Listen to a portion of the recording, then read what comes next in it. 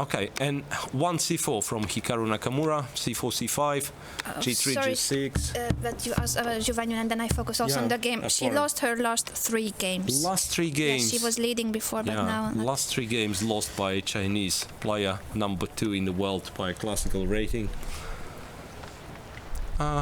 Look, symmetrical moves. And then d4 from Nakamura, so now you cannot keep it symmetrical. d5 you can. You can, proven by Alexander Grischuk. He doesn't want... 92, knight c6. Now, there Both we go. castles. Mirror. Both castles. Queen b3, no, bishop e3, bishop e6. It's a well-known line, and I think it's a drawish line. Queen d7. Queen d7, can he play knight f5, will be my question, to prevent bishop h6. And then knight f4, queen d7, and we are back to symmetry.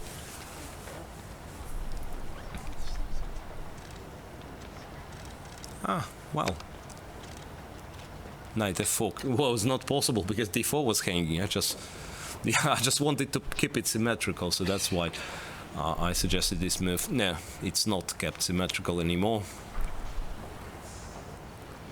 Still, I can't think of any other result so far but a draw.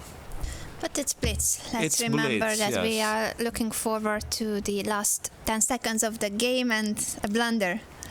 Yeah. I'm kidding, but unfortunately there have been many blunders even on these top boards. You feel sorry for the players, especially, you've been there yourself, right? Blundering in the winning positions, better positions, drawish positions, any kind of positions. Yes, it's like we are sorry for the players, but on the other hand, we are happy for the spectacle. Okay, so knight a4 to get the knight on c5. Queen a5. Grischuk wants an ending against Hikaru Nakamura. And then, well, it looks like... No, I thought he will take on e3, but sooner or later he might, though, take on e3. Still roughly equal, I would say. He takes e3, and after pawn takes, he goes bishop g4, attacking both a pawn on e3 and a knight on e2. Not a comfortable situation for Nakamura. He can play king f2, but then it's bishop e2, king e2, and something takes d4, knight d4 apparently with a check. Yes, winning a pawn. Yeah. On the other hand, pawn on d5 is also hanging, so it might be that Nakamura will find the way out. Bishop e2. So he goes for this line. Knight takes d4 with a check. Will it be played? Yes. It was played. So his idea must be that after the king move, the knight is hanging and the d5 pawn is still in the air. So it's like king f2, knight f5. He will probably... no, you can't take with the bishop because knight e3 comes attacking the rook on d1. I mean, you can, but you're not winning b7 pawn back. So I thought bishop d5, black takes on e3, white takes on b7, but this will not materialize. Yeah, he is not in time, so this is just bad for Nakamura. Yes, he's a pawn down, and it's even worse because after rook d3 it looks like knight e3 is still possible. Look, knight e3, rook e3, bishop d4, rook e1, yeah, rook d3, knight e3 is possible. Knight e3 is possible, that's I'm sure. Yeah. And it's played.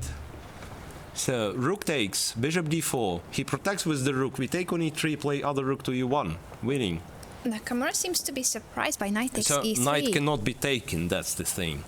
So basically if you take... no, it's even easier. You just take e3 and give bishop h6 check. So in fact, with the moves transposition, it went into this direction with bishop d5.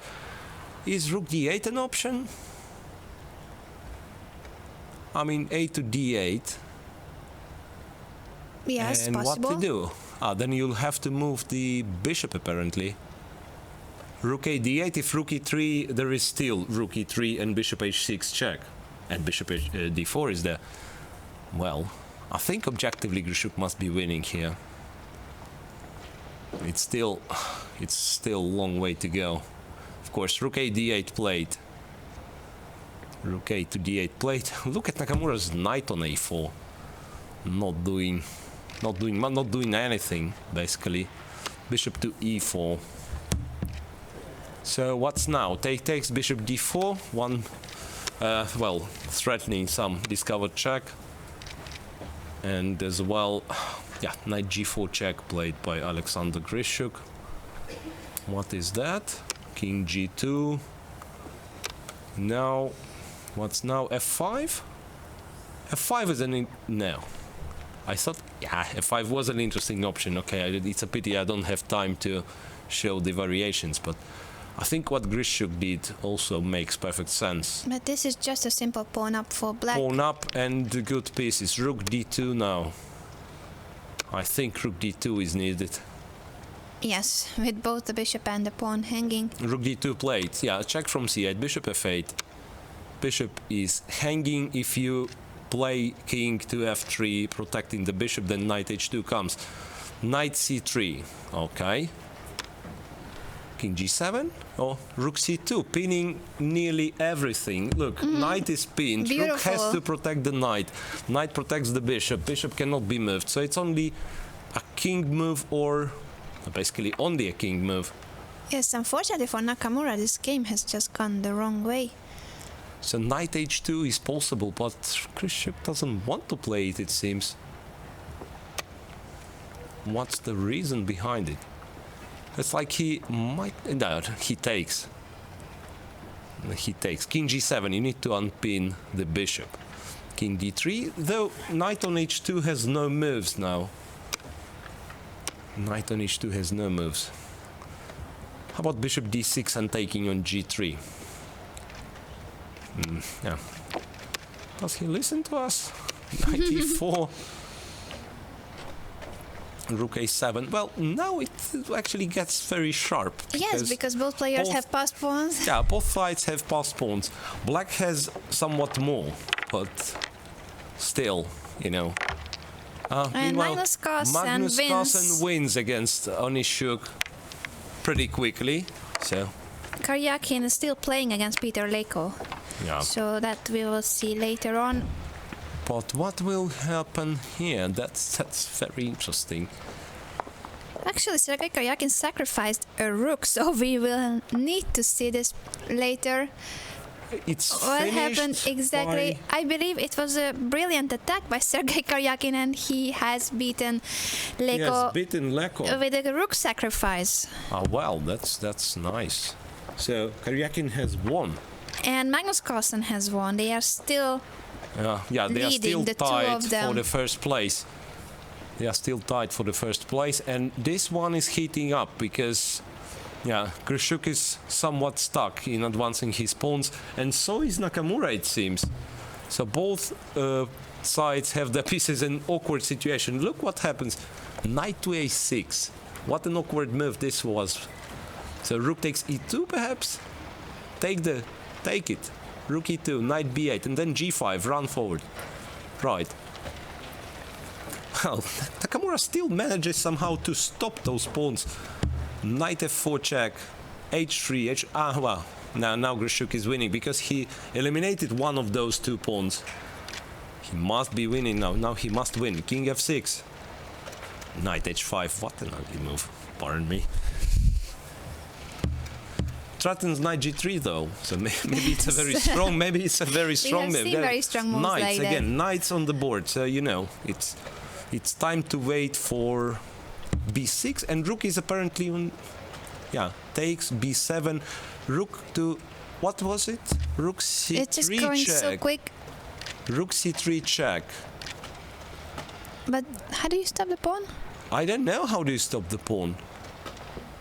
Our board is not up G4. to the challenge. This is too fast for the... Rook b2, and then Grischuk can't stop the pawn, it seems. Yeah, Nakamura has a queen, and Grischuk is, well, playing on seconds. Wow, what Wow, has just so Nakamura is happened? winning. No, Grischuk has totally winning position. I mean, there was no question, no doubt about it. And now this is just desperate. And now it's a draw? Look, I mean, Wait, I don't understand serious? what's going on, yes. Why did he take the... But was that necessary? I don't understand. I don't really what is know he what is doing? this.